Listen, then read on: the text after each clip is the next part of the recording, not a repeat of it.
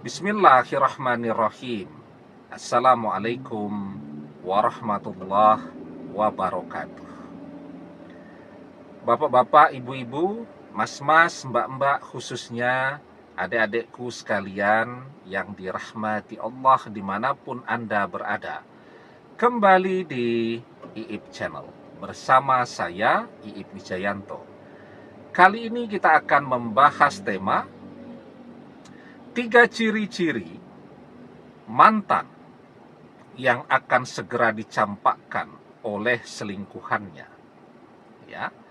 Nah, jadi sebenarnya ketika mantan mengkhianati kita, kalau mantan punya salah satu atau bahkan mungkin ketiga-tiganya dari ciri-ciri ini, tanpa kita doakan pun mantan akan segera dicampakkan oleh selingkuhannya pada saat ini. Ciri-cirinya yang pertama, mantan bekerja tapi tabungannya tidak banyak. Ya. Artinya apa? Batas kebersamaannya dengan orang ketiga atau selingkuhannya itu ya sampai batas tabungannya mantan. Tabungan mantan habis, maka mantan akan dicampakkan oleh selingkuhannya tadi. Kenapa selingkuhannya mau berselingkuh dengan mantan? Karena berpikir jika mantan ini tabungannya banyak, ya. Tetapi realitanya ketika yang terjadi sebaliknya, dia sadar bahwa mantan itu tidak seperti apa yang dia bayangkan. Mantan itu bukan seseorang yang kaya raya, ya, maka dia akan kecewa dan dia akan mencampakkan mantan begitu saja.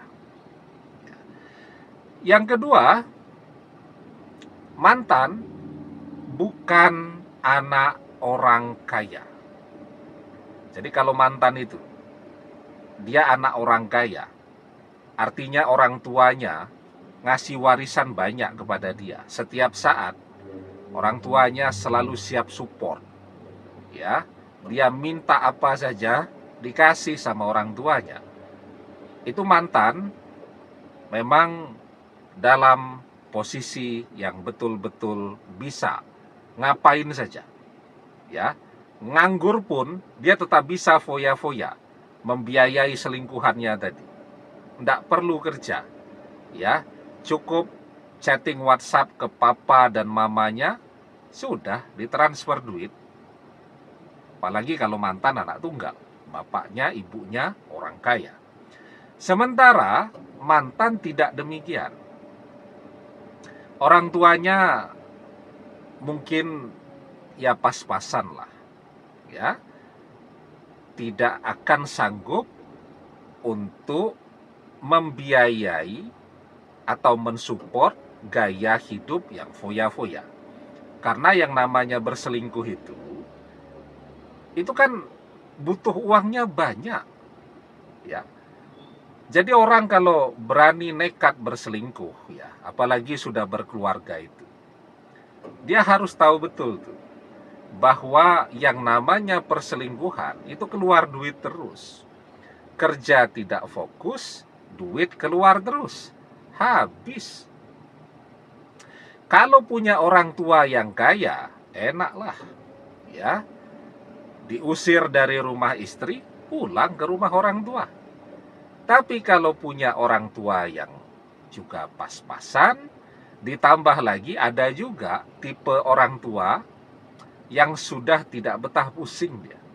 Mungkin dia punya uang, tapi dia tidak betah pusing. Anak-anak sudah dewasa, sudah. Dia tidak mau dirasani oleh tetangga.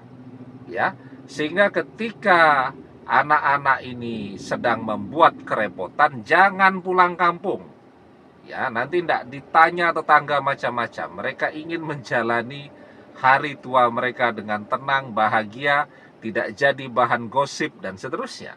Nah, jadi itu ya. Jadi mantan ini tidak punya orang tua yang kaya raya, yang bisa mensupport gaya hidupnya yang foya-foya bersama selingkuhannya. Nah, maka ketika selingkuhannya tahu bahwa mantan ini bukan berasal dari keluarga yang kaya, tidak ada yang bisa diharapkan, maka selingkuhannya akan mencampakkan mantan begitu saja. Dan itu kan cuma butuh waktu bagi selingkuhannya untuk mengetahui keluarga mantan ini kira-kira kekuatan ekonominya seperti apa, ya. Dan yang ketiga, mantan ini termasuk ke dalam kelompok orang yang kalau kata peribahasa itu tong kosong nyaring bunyinya. Jadi tong itu atau kaleng itu kalau ada isinya dipukul begitu ya suaranya tidak nyaring ya. Tapi kalau tong itu atau kaleng itu kosong dipukul ya suaranya nyaring ya. Artinya mantan selama ini teknik marketingnya itu memprofilkan dirinya sebagai orang yang kaya. Dan itulah yang membuat selingkuhannya tertarik ketika mantan mendekati. Karena berpikir jika mantan ini adalah orang yang kaya raya. Minta rumah mesti keturutan kan? Minta perhiasan, emas, berlian, permata, dan seterusnya mesti akan dikasih. Maulah dia dengan mantan. Tetapi ternyata semua itu hanya pencitraan. Zaman sekarang tidak susah tuh untuk mencitrakan diri kalau kita orang kaya. Ya, numpang foto di depan rumah orang yang penting tidak kelihatan terlalu utuh lah rumahnya. Orang sudah berpikir bahwa wah sukses ya, rumahnya mewah. Jadi tidak usah dikasih caption lah itu, ya. Tidak usah bilang bahwa itu rumah dia. Dia berfoto di depan rumah orang yang bagus dan semua teman-teman di media sosialnya akan berpikir bahwa itu rumah dia. Nah, itu namanya teknik marketing. Ya. Apalagi itu, ada mobil di mall banyak bagus-bagus, ya. Kita foto dari samping kan tidak kelihatan platnya. Diposting di media sosial dan semua orang akan berpikir bahwa itu mobil dia. Ada teman punya jam tangan bagus, pinjam sebentar, ya. Kemudian berfoto sebentar. Berapa menit sih waktu yang dibutuhkan untuk foto? 2-3 menit.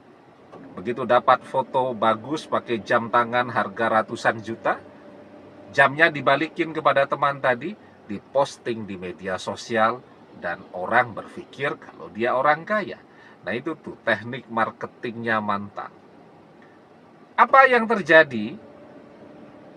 Hanya butuh waktu bagi selingkuhan mantan untuk memahami siapa mantan yang sesungguhnya. Dan kecewalah dia ketika tahu bahwa mantan ini adalah orang yang tidak punya apa-apa, cuman pencitraannya saja yang pintar di media sosial. Nah, jadi kalau ada ketiganya atau sekurang-kurangnya salah satu dari ketiga ciri-ciri ini, menunggu waktu saja, tidak akan lama selingkuhan mantan itu akan mencampakkan mantan dan dia kapok, tidak akan pernah mau mengenal mantan lagi selamanya. Ya. Nah, jadi orang-orang seperti mantan ini artinya kan bersama kita bisa menerima dia apapun keadaannya. Ya, dia pengangguran tapi pura-pura kaya, kita bisa menerima. Dia kerja serabutan ya, tetapi berpura-pura sebagai orang yang sukses, kita bisa menerimanya. Tapi dia tidak pernah belajar bersyukur dengan kehadiran kita.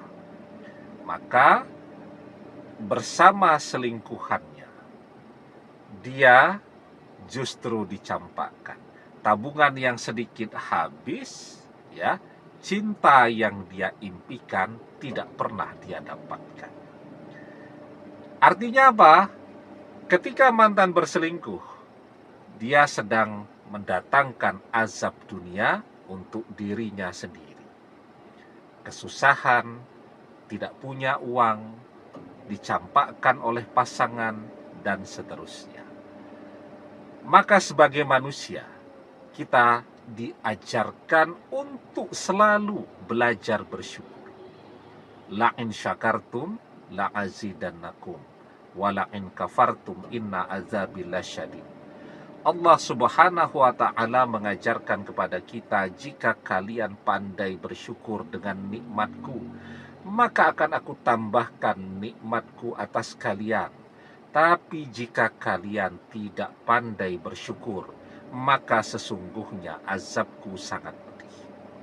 Demikian, semoga bermanfaat.